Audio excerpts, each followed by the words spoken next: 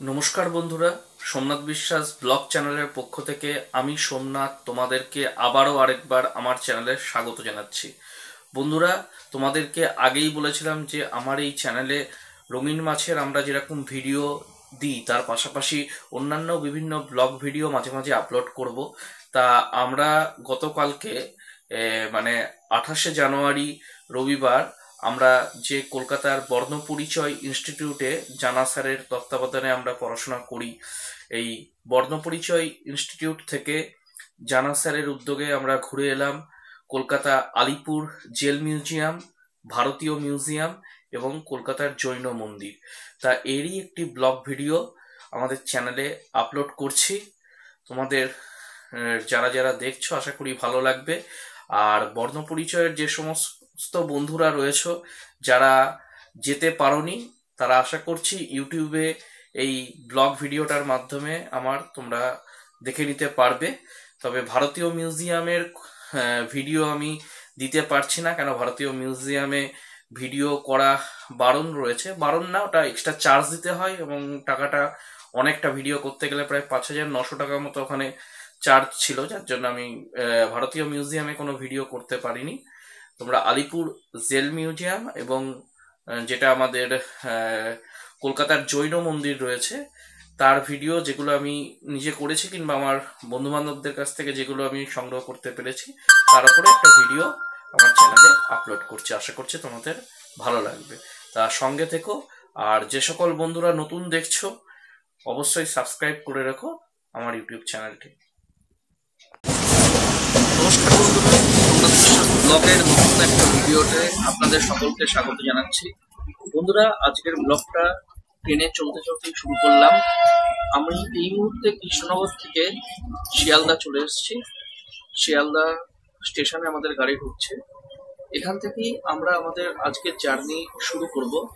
আমাদের পরবর্তী ডেস্টিনেশন হবে এনআরএস হসপিটালের মোড় থেকে আমরা আমাদের বাস ধরবো এবং তারপর আমরা সমস্ত ছাত্রছাত্রীরা আলিপুর যে সেন্ট্রাল জেল মিউজিয়াম আছে তার উদ্দেশ্যে রওনা দেব। তাহলে পরবর্তী আপডেট আমরা এনআরএস এর সামনে থেকে দিচ্ছি।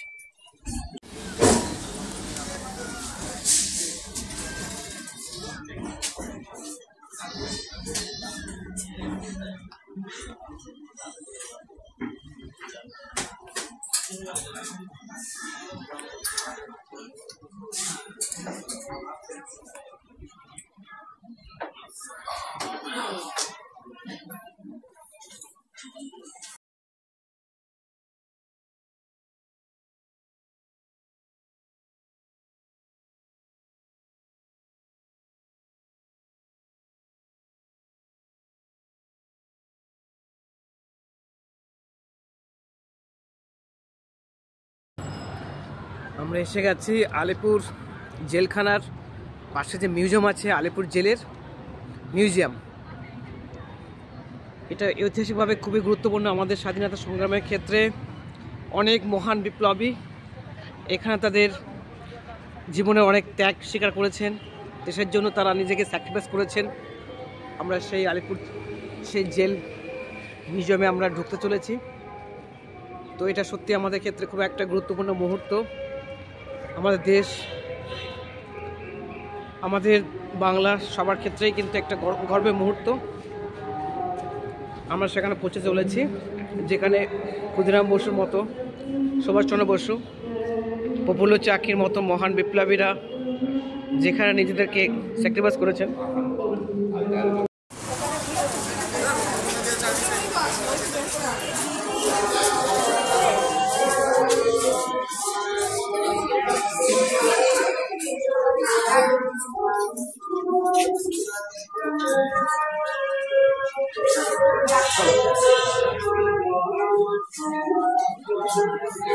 খাবার আছে ব্যাগে 40, 42, 43।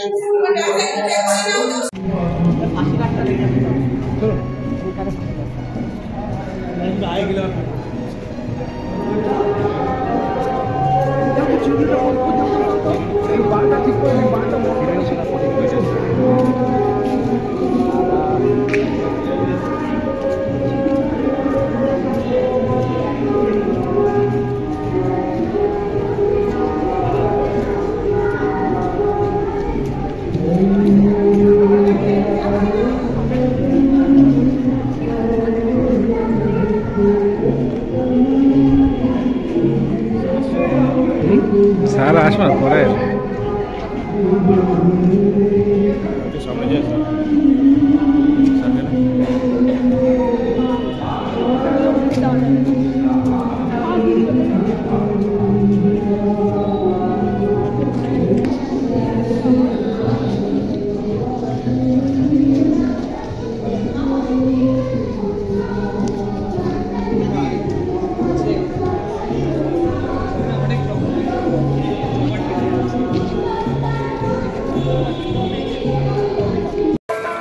হয়ে গেছে। বন্ধুরা, আমরা শহীদ বেদি ছাড়িয়ে আস্তে আস্তে আলিপুর সেন্ট্রাল জেল মিউজিয়ামের ভেতর দিকে যাচ্ছি। দেখতে পাচ্ছ এটা ঠিক আমাদের বাঁহাতেই বন্ধুরা পড়ছে নেহেরু সেল।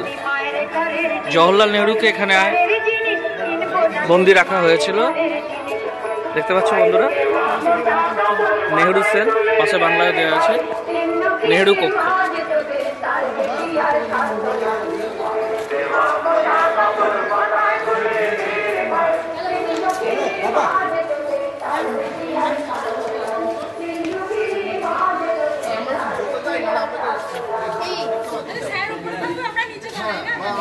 হ্যাঁ স্যার, আপনি উপরে থাকুন আর আমরা নিচে থাকি। হ্যাঁ হ্যাঁ, সবাই সবাই নিচে, সেটাই ভালো হবে।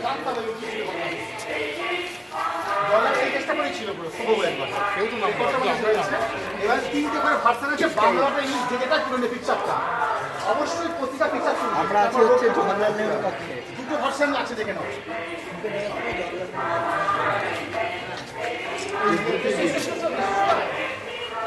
শুনো, শুনো, এখানে ইন্দিরা গান্ধী দেখার পরে বাবা বন্দি কাঁদতো যেখানে ইন্দিরা গান্ধী, সেটা হচ্ছে এখানে বসে কাঁদতে, দেখে নাও। দেখতে বানানো হয়েছে, এখানে ইন্দিরা গান্ধী কাঁদতে, দেখে নাও। ইন্দিরা ছবি এই লেখাটা আমি দিয়ে দেবো, আছে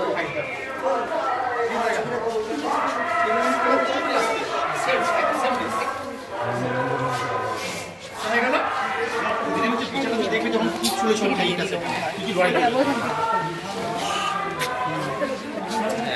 এখানে কাজ করে গেছে, আজকে বেরোতে পারবে না। চলো হয়ে গেল, দেখে সব কি হয়েছে, প্রত্যেকে কিন্তু গ্রুপে দেবে, একটা গ্রুপে দেওয়া শুরু করে দেওয়া দিকে। এবার এখানে এসো, এইখানে এবারে শুনো, ওখানে দেখার পরে মাঝে মাঝে কাঁদতেন, তখনই কয়েদি কি করতেন, একটু চুরি করে টাইমটা তুমি বাবাকে নিয়ে কিছুক্ষণ থাকো এখানে। ওই রুমটা কি হতো, ইন্দিরা গান্ধী কাঁদার ফলে কয়েদি অনুমোদন নিতেন না, পুলিশ নেই তুমি চলে যাও বলে বাবাকে একটু বের করে দিত, দেখা দেখে আটক করে দিত, কয়েদি কাজটা করতেন। এই ফাইলটা আমি দিয়ে দেবো, রেকর্ড আমার কাছে রয়েছে, এইটা ইন্দিরা গান্ধী থাকতেন। মাঝে মাঝে ওই কান্নাকারি করার পর আজকে কেটে ফেলতে বাবা জেলবন্দি বলে তখন ইন্দিরা গান্ধী হাওড়া স্টেশনে আসতো। যখনই হাওড়া গান্ধী আসতেন তখন বারবার ওই প্রফুল্লচন্দ্র রায় ট্রিটমেন্ট করতো, আর নীলতা সরকারের অসুস্থতার চিকিৎসা করতেন। এই পুরো নীলতা সরকার সবসময় থাকতে এই জেলের মধ্যে চিকিৎসা করার জন্য, কেটে ফেলতে প্রচুর পরিমাণে। হয়ে গেল গল্প। যখন জেল ছেড়ে চলে যাচ্ছে সেই স্মৃতি চলে গেছে। শুনতে পাচ্ছেন কি বসে বসে যাও, তাহলে দেখে না বসে দিচ্ছে। হ্যাঁ স্যার, এইখানে দেখে নিই, এটা হচ্ছে এবারে যখন বিধান আসতে পারতেন না, বিধানসভাকে পাঠিয়ে দিত, বিধানটা এই গ্রুপে থাকতেন। দেখে না ভালো করে বিধানটা ছবিটা আছে আমার কাছে, খুব ফাইলটা। এটা কি দেখলাম আমরা, মানে খুব কান্নাকাটি করার পরে কিছুক্ষণ বসতে দিত, সরাসরি কথা বলে না, কিছুক্ষণ দেওয়া হতো কয়েদি, অনুমোদন তোলা নামবেন। আর যখনই নেহেরু বিদায় নিচ্ছে, এই রুম থেকে বিদায় নিল, ড্রেস চেঞ্জ করে বিদায় নিয়েছিল এখান থেকে। আর চিকিৎসা করতে নীলতা সরকার অসুবিধায় পড়ে গেল ট্রিটমেন্টে, এই ক্যাম্পবেল মেডিকেল কলেজ যা ছেড়ে এলাম এনআরএস, ওখানে চিকিৎসা করতে ছুটতে যখন তখন বিধানকে পাঠিয়ে দেওয়া হলো। এই যে বিধানটা চিকিৎসা করতে এখানটা জওহরলাল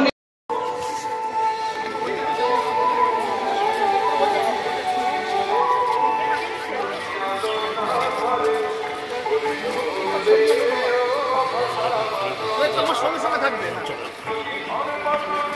পবিত্র এসো এসো এসো, আপনাকে ছুটো মিসেসকে আপনি এগিয়ে যান, এসে আজকে থাকবেন না, অন্যদিন থাকবেন।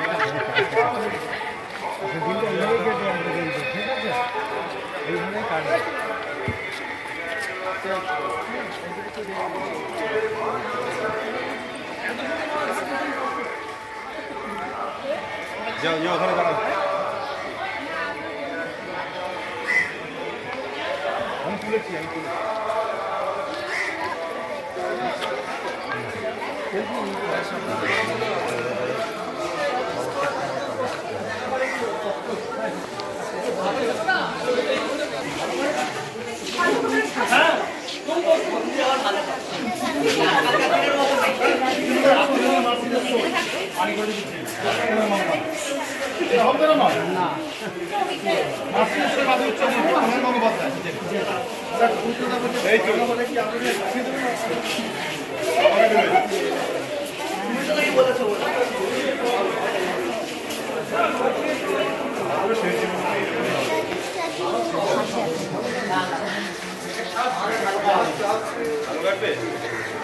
বন্ধুরা এগুলো দেখতে পাচ্ছ, এগুলো হচ্ছে আলিপুর সেন্ট্রাল জেলের যে জেলখানা, যেগুলোতে বিপ্লবীদেরকে বন্দি করে রাখা হতো।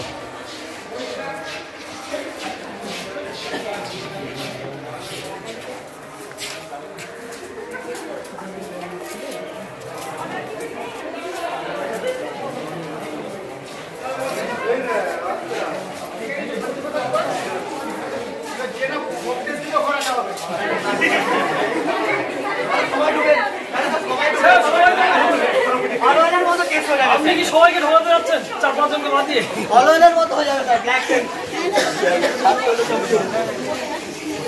আমি স্যার থাকবো।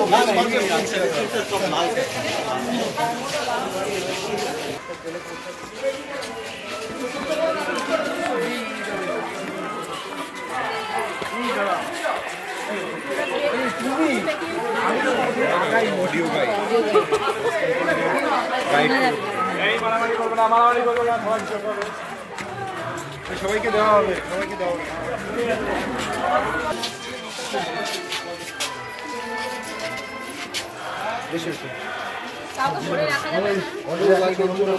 স্ক্যান করুন।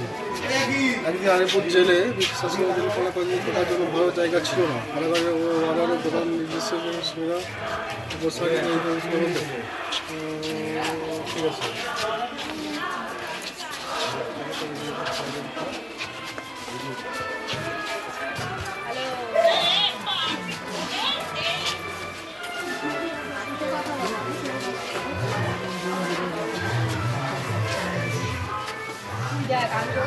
বন্ধুরা এরপর আমরা যে মেন আলিপুর জেলখানা যেটা, তার ভেতরে আমরা ঢুকছি। জেলের কুঠুরি এগুলো দেখতে পাচ্ছি, এখানে বিপ্লবীদের ঠিক এইভাবেই রাখা হতো, তার রেপ্লিকা মডেল করে এগুলো রাখা হয়েছে।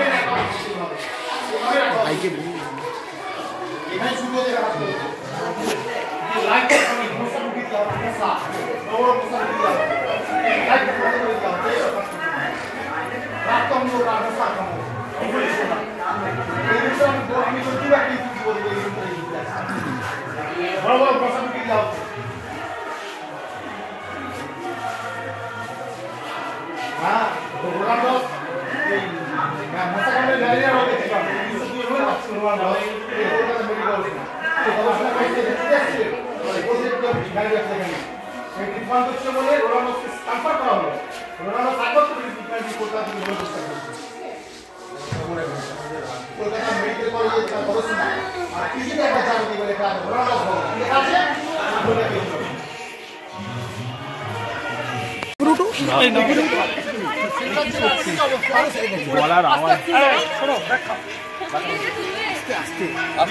সেলুলার জেল এটা মোরারিতে আধুনিক করেছে, সেই আধুনিকটা এখানে ঘোষণা হয়েছে। ক্লিয়ার? আর এখানে সচেতনাথ সাহার বন্দি জীবন লিখবে, তার শেষ হবে সেলুলারে। ক্লিয়ার? আর কীভাবে নির্যাতন চলতো, কীভাবে অনুশীলন সমিতি দেখবে যুগান্ত দলের মেম্বারদের কী করা হতো, হাজর বেঁধে দেওয়া হতো, দিয়ে ছুঁচ ঢুকাতো নখ দিয়ে, মাঝখান দিয়ে লুকিয়ে কে কথা বিক্রি বলো, একটাই কাজ ছিল, বেঁধে দিয়ে ছুঁচ ঢুকাবে। দেখতে পাবে সব, এবং এখানে দেখতে পাবে যে কিন্তু গুলিও করা হয়েছিল, সেই বন্দুকের শাখাগুলো ওই সব আছে, যত গুলি চলেছিল জ্যাকসনকে গুলি করা হয় সব এখানে দেখতে পাবে। একবার দেখে দিতে হবে। কী বললাম, এটা একটা সাথে ছিল ছুঁচ ঢুকিয়ে দিত, বড় ছুঁচ ঢুকিয়ে দিয়া বড় কী করা হয় সেটা এখানে দেখতে পাবে, ঢুকতে পারে। চলো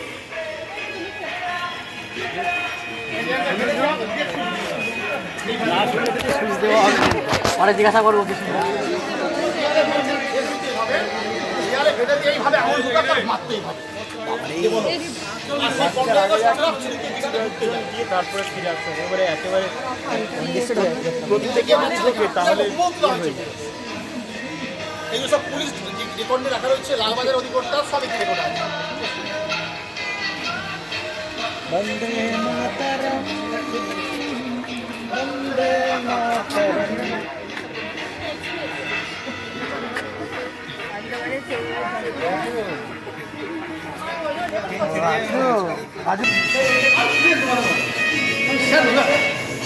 বিপ্লবী লাগছে, আপনি কি জানেন? আমরা এই যে নিয়ে যাচ্ছে বিপ্লবী আজকের মঞ্চে নিয়ে যাবো।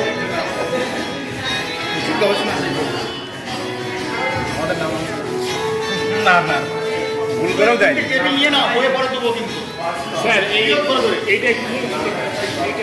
এইটা শুনো, মানে আলিপুর পরবর্তী এইটা, তারপরে সেকেন্ডটা হচ্ছে এটা নিয়ে এখানে সুবাস দেখে দেবে, ফাঁকি দিতে দিল সুবাস কাছে আসতে এখানে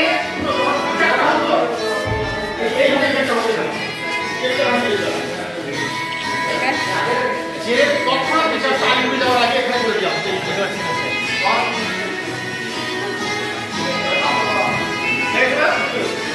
কেউ বিরাট নোংরা করবে না।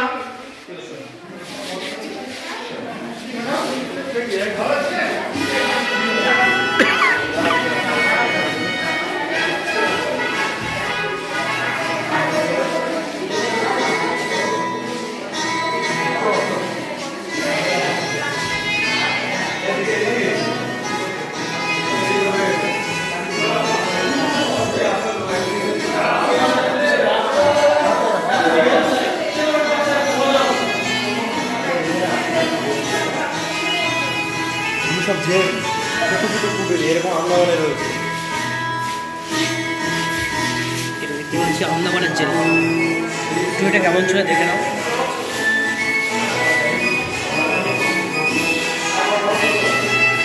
বন্ধুরা সামনে এটা তো দেখতে পাচ্ছ আন্দামানের সেলুলার জেল, তার একটা রেপ্লিকা মডেল এখানে করে রাখা হয়েছে।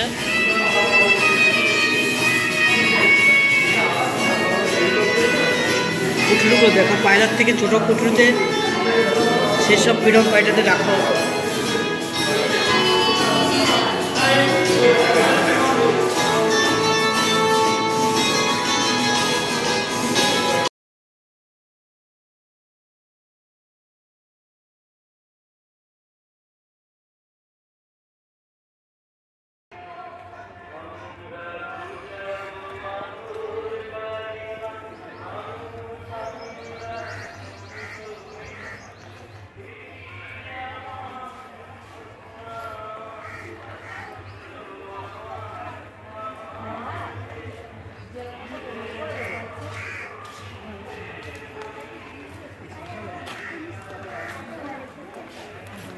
বেরিয়ে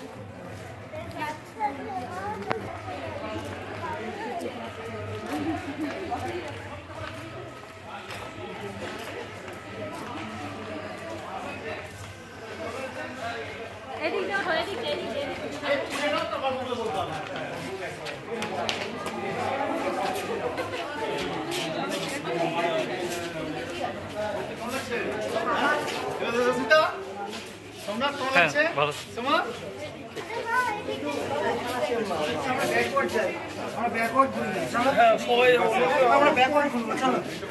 হ্যাঁ তাই তো দেখি।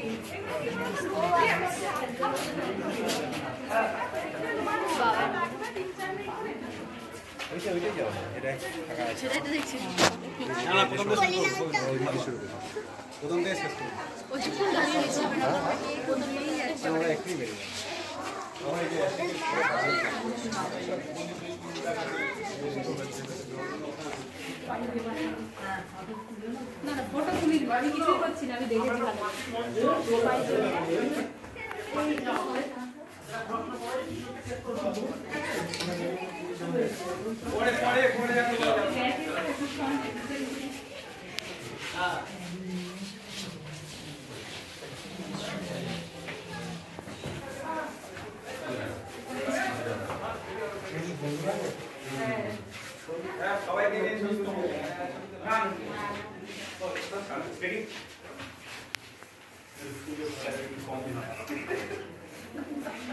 আমাদের তো এখনো সময় আছে।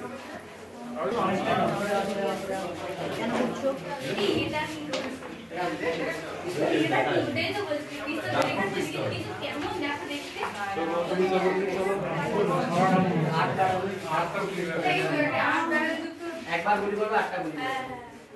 কিন্তু ওই তো 8 দিকেই তো মাথা। হ্যাঁ, আটটায় গুলি একসাথে বেরোবে। 8 জন একসাথে। আটটা গুলি একসাথে। যে পাঁচটা ছেলে গুলি একটা গুলি দিতে হবে। ও গুলি শেষ হয়ে গেলে পাঁচটা ছেলে বেরোবে।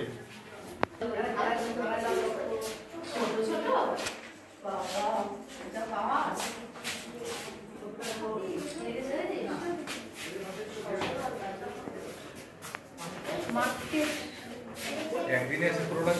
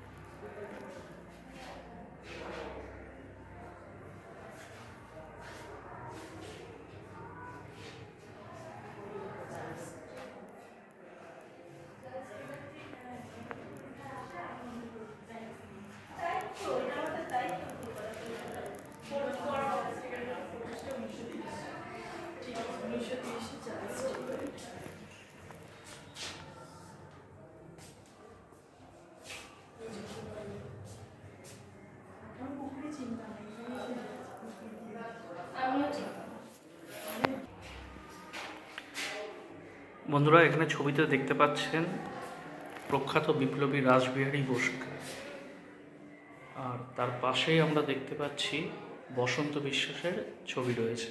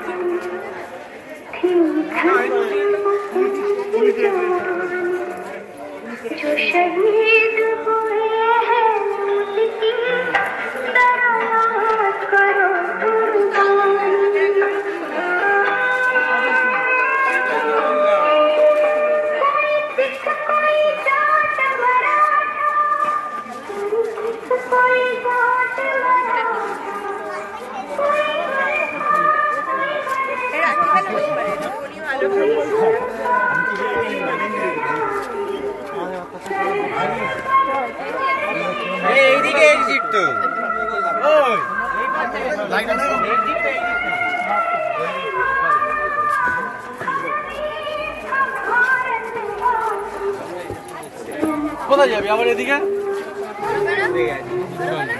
বাকি ছিল চলো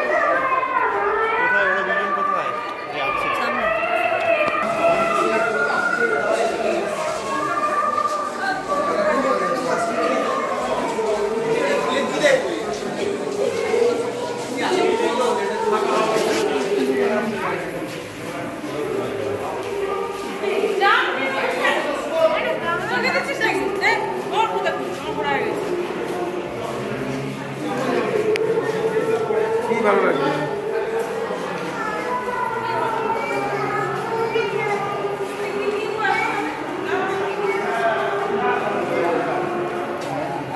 এটা কি নতুন হয়েছে নাকি এরিয়া? এর সংস্কার মানে এটা আগে ছিল না। না না, গিটার থেকে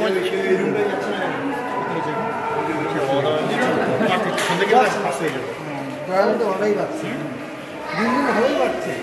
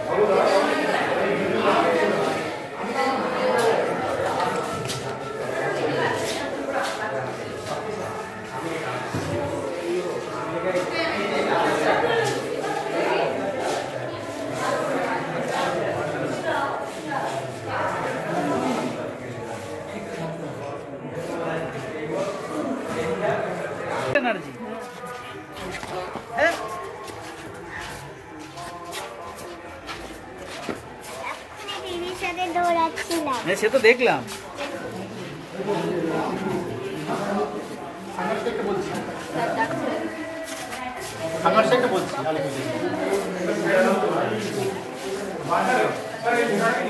হ্যাঁ, এবং ভাঙার থেকে বলছি ক্ষুধার্ত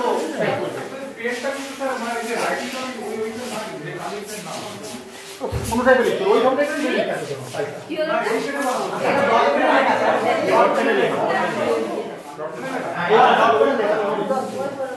দেখো ডট পেন, এটা এই যে দোয়াতকালি না, ডট পেনের লেখা। কালি পেনে নয়, কালি পেনে লেখাটা আরো নিজের লেখা না, ওখানে লিখে বসিয়ে দিয়েছে কেউ একটা। আরে লিখে বসিয়ে দিয়েছে, নিজের লেখা নয় ওটা, নিজের লেখা নয়। না লিখে লেখা নয়, তখন দোয়াতে হতো, ওটা একটা রেপ্লিকা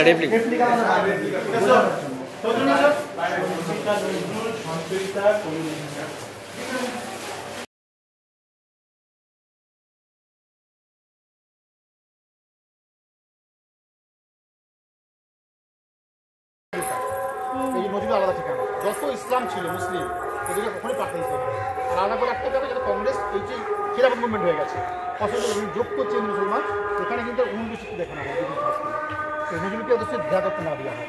কিন্তু বক্তব্যগুলো এ লিখতে পারতো মারাত্মকভাবে, ওরা যে কোনো শক্তি ছিল, ওদের বুদ্ধি ছিল প্রচুর, লিখকে ফুটিয়ে দেওয়ার তো এই জন্য শোনো না কেন।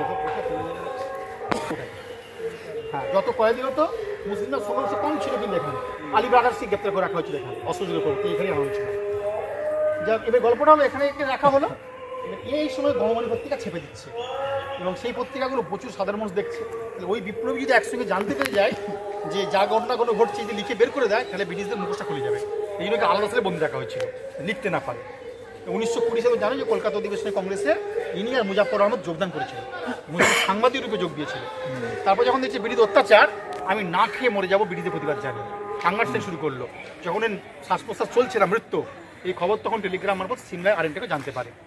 আরিনটেগর তখন সিমলা থেকে ছেলে রবীন্দ্রনাথকে পাঠাচ্ছে চিঠি দিয়ে জেলখানাকে। তখন এটা আলিপুর জেল মিউজিয়াম ছিল না, পুলিশ মিউজিয়াম ছিল, পুলিশ খানা ছিল, যে একে ছাড়িয়ে দিতে বলো, এর যা যা খাবার খেতে বলো, আমি গিয়ে দেখছি কি সমস্যা হয়েছে। তো নজরুল আরিনটেগরের কথা জানতে পেরে এরা দুজনে লেনদেন করে কী করা যায় স্টেপ নেবে। তখন কী করে নজরুলকে রাতের অন্ধকারে চিঠি রবীন্দ্রনাথ আনার পূর্বেই একে চুচেরা করে পাঠিয়ে দেবে, সেখান থেকে রাঁচি জেলে পাঠিয়ে দেবে এবং পাগলা বলে তকমা দিয়ে দেবে মোরগ ঝুলকে।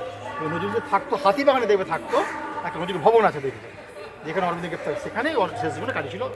এবং এমনি এই নজরুল শেষ জীবনে অদ্ভুত ঘটনা করেছিল যে ওনার একটা এমনই রোগ হলো, 6 বছর কথা বলতে পারেন শেষ জীবনে, কপালটা এবং ঘাটটা লম্বা হয়ে স্ফীত হয়ে গেল, আর মাথাটা গোল ছিল না, চ্যাপটা হয়ে শুরু হয়ে গেল। এবং এইটা দেখে ভালো করে শেষ জীবনে মুজিবুর রহমান অনেকটা চিকিৎসা করেছিল শেষ জীবনটাতে। কী বললাম, ও একমাত্র সাহিত্যে যার পুরো কপালটা চ্যাপটা হয়ে গেল আর ঘাড় পেছন দিকে চলে এসেছে, শুরু হয়ে গেল, আয়তক্ষেত্র টাইপের হয়ে গেল মাথা। সে অরিজিনাল মাথা দেখবে রাখা রয়েছে, এটা অদ্ভুত দৃশ্য নজরুলের। ওকে পুরো ব্রিটিশরাই ঠিক করে দিয়েছিল, মানে রাঁচি জেলে গিয়ে পাগল করে দিয়েছিল ওকে।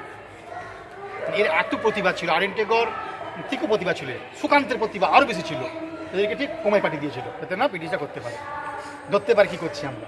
তা কিছুটা ফলন দিয়ে গেছে। এই হাঙ্গার স্ট্রাইকের মুখ করতেছিল আমি না খেয়ে মরে যাব।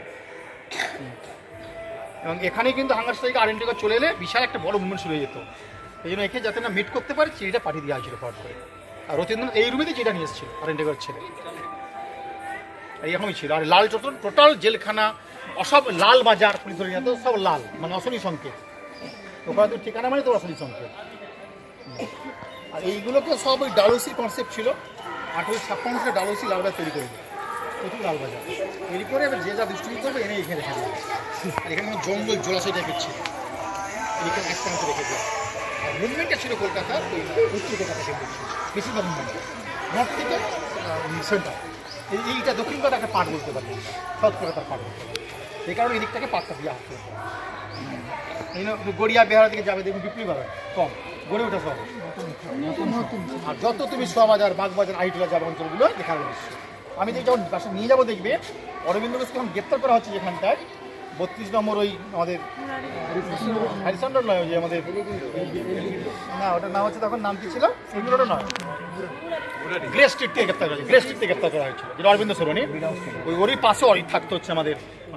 আমরা যেখানে লাঞ্চটা করবো ওটা নিয়ে যাচ্ছি কেন, উত্তম কুমার যেখানে বড় হয়েছিল মামা বাড়িতে, ওখানে লাঞ্চটা করবো, বলিনি বলে ফেললাম, উত্তম কুমারটা নিয়ে যাবো আমি বহুবার ওই উনি পরিচালক শক্তি সামন্তের বাড়িতে আমি বহুবার গেছি, সেটা আমি দেখাবো আছে, উত্তম মতো বড় হয়েছিল, দেখাবো চলো।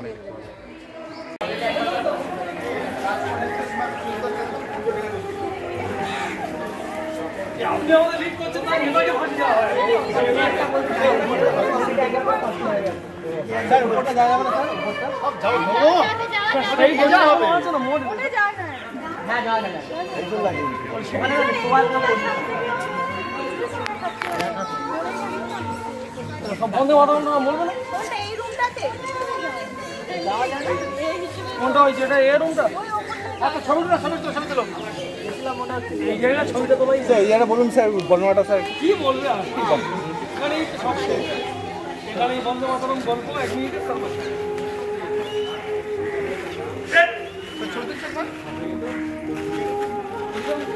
না কেন বলে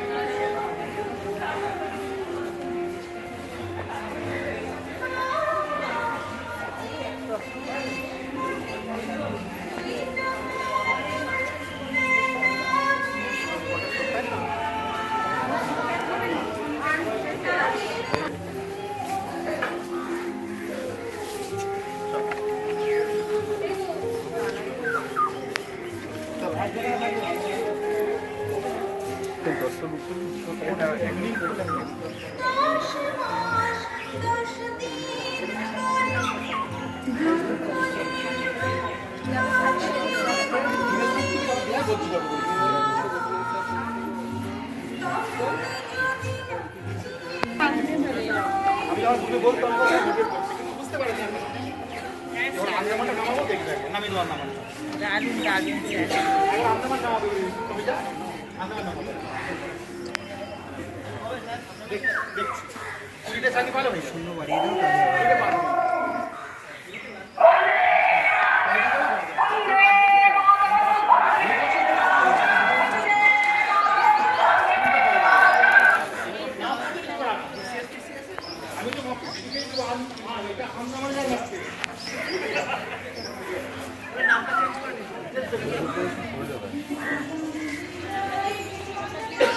দাও ভালো করে ভিডিও করে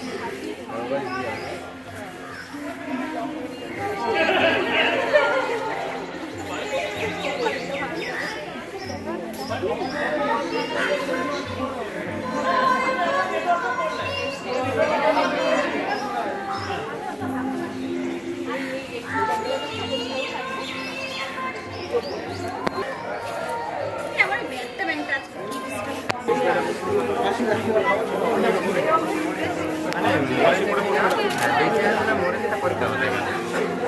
বেঁচে থাকলে ফের আবার কিনিয়ে দিন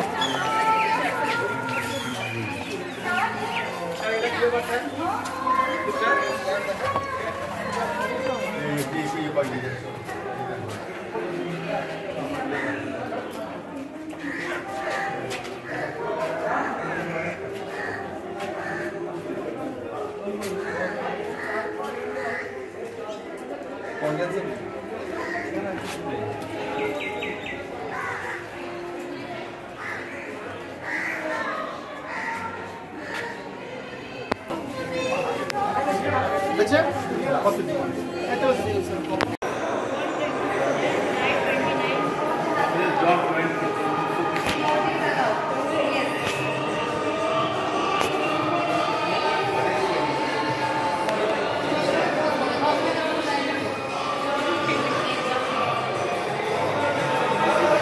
বন্ধুরা, এটা বাংলায় মুক্তি সংগ্রামের সূচনার ওপরে এই ঘরটাকে সাজানো হয়েছে। আমরা ঘরে এন্ট্রি করছি, দেখতে পাচ্ছ ভারতের মুক্তি সংগ্রামে বাংলা লেখা রয়েছে। এক এক করে আমরা কি আছে প্রত্যেক কটা দেখে নিচ্ছি। এই পাশে পলাশির যুদ্ধ, নবাব সিরাজদৌল্লাকে দেখা যাচ্ছে।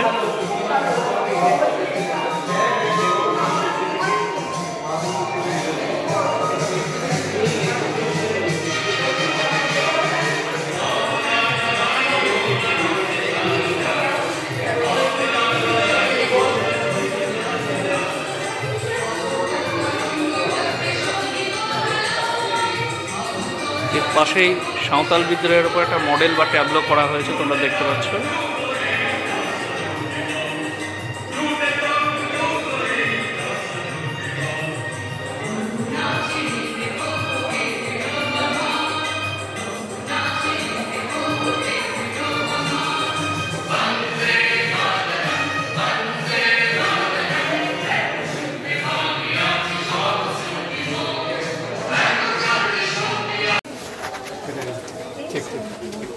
ওকে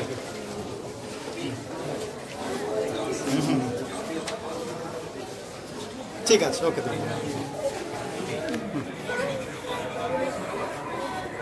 ঠিক আছে, ঠিক আছে।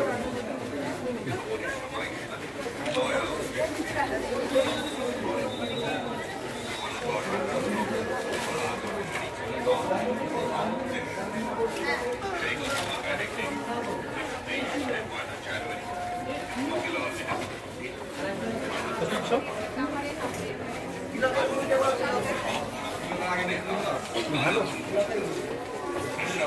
কি হয়েছে বাবা?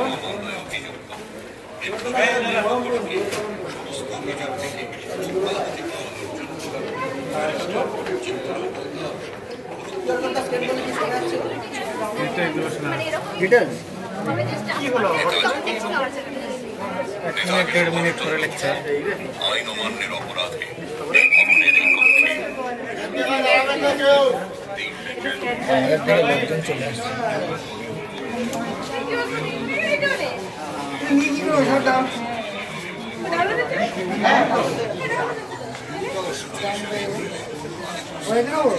नेताजी को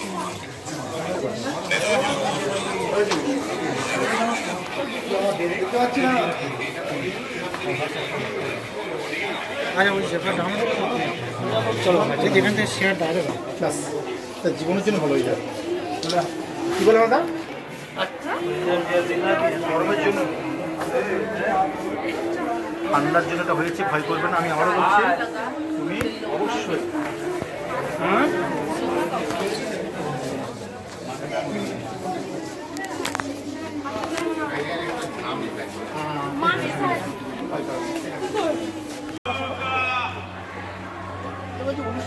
সালে ভগৎ সিং আন্দোলন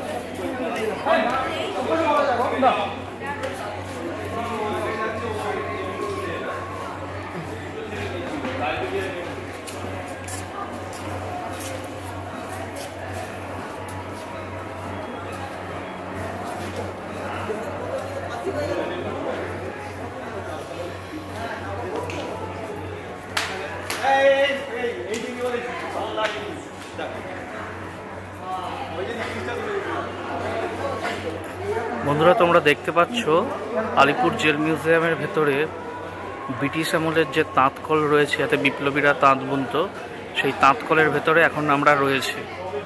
একটা দীর্ঘ প্রসারিত জায়গা এটা। বলতে হবে মাঝে মাঝে।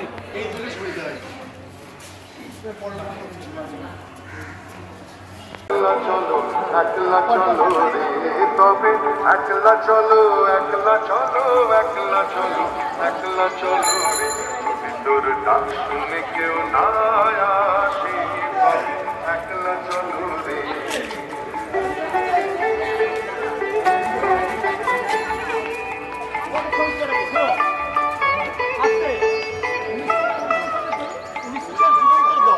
ওদের কাজ বোমা তৈরি করা, বোমাগুলো তৈরি করতো কে? বিবেকানন্দের ভাই ভূপেন্দ্র দত্ত আর অরবিন্দ ঘোষের বারিন্দ্র ঘোষ। তৈরি করার পর কোথায় কোনটা ফাটানো হবে চূড়ান্ত সাইন করতো অরবিন্দ ঘোষ, তার মূল আসামি হচ্ছেন তিনি। যেটা ফেলেছিল আলিপুরে কিংসকোর্টকে, সেই বোমাটা হচ্ছে এটা। লিখে নাও, এটা বোমাটা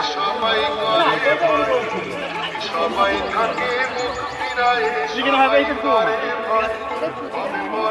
দিয়ে ওই দুটো নিখোঁজ হয়, গাড়ির চাকাটা 3টে বাস্ট হয়ে যায়, একটা চাকাটা আছে।